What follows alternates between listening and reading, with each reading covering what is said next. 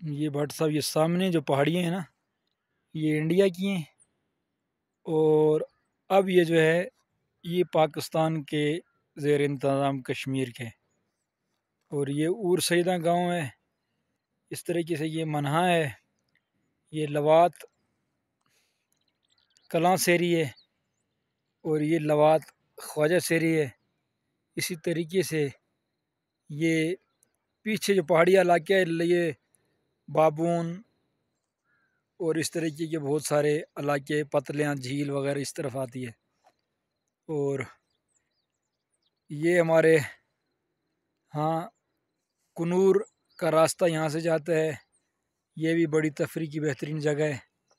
और ये बेहतरीन जो नज़ारे इस वक्त कराए जा रहे हैं, ये नीलम वैली लवात के हैं।